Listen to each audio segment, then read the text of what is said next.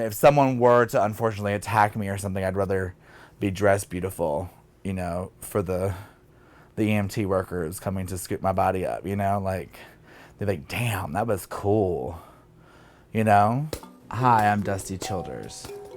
I dress as a really well coordinated, very clean child. Hated getting dirty. My father always had these like weird, like tie-dyed, I don't know where he got them, but these like tie-dyed like shirts that were super large.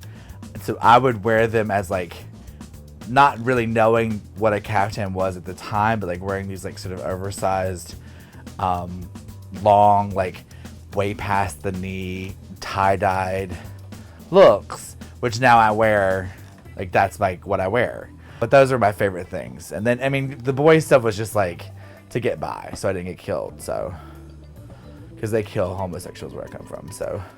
Nothing in menswear clothing stores have ever done anything for me. So I would go and like start picking up women's pieces from like the thrift store, just like, and supplementing them in, like. So I get like super bright, like tomato red, and it like in a size like 7X, and just like wear them just like, like palazzo pants.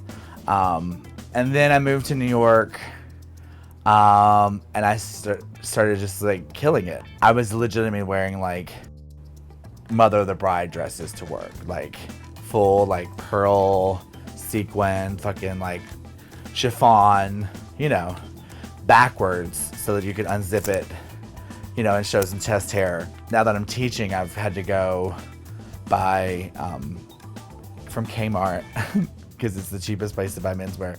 What I wear to work is just like what is the least distracting thing for the kids, right?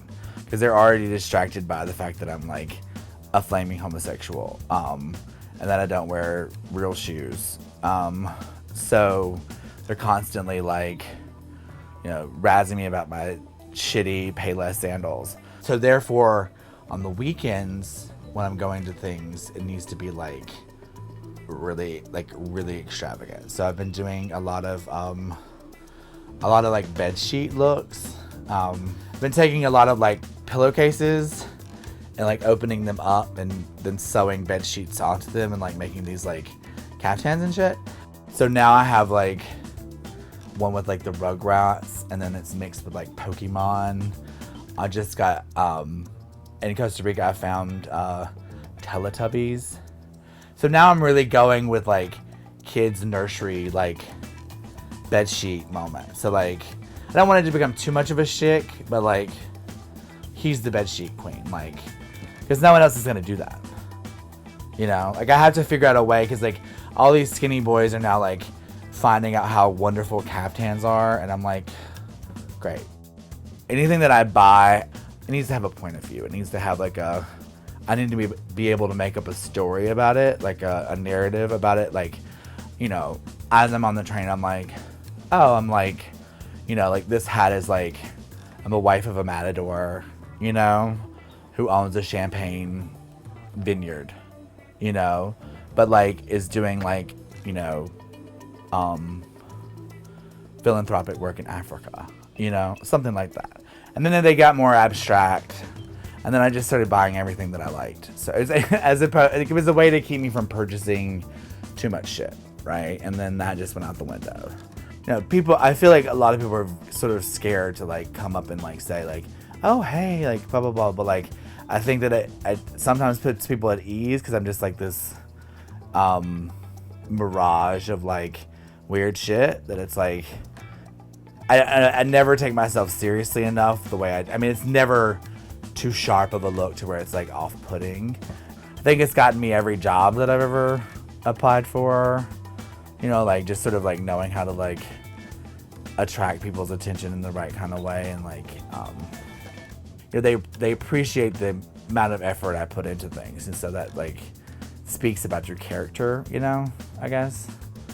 If you care that much about your ensemble, then like you probably care about the world and shit. Like my mother, she was a huge influence. Like she taught me that like if you're gonna be a big person, you have to like make sure that like, I mean the coordination is like insane, right? It's like I like to wear like all one color because it's like it makes such a beautiful impact. When you see it visually, it's like, oh, how gorgeous is that? Or like really color blocky. You know, so it's like, but all those things she just taught me through like just being incredible. So she's like probably one of my biggest style influences. And then of course like Fran Drescher from The Nanny. You have to keep evolving because the needle moves. It's like I'm constantly chasing, you know, what's the next step, because you don't want people to be like, oh yeah, like, oh I also, or like someone's like, oh you remind me of this person and blah blah blah, and I'm like, fuck that, like how do I remind you of anybody, you know?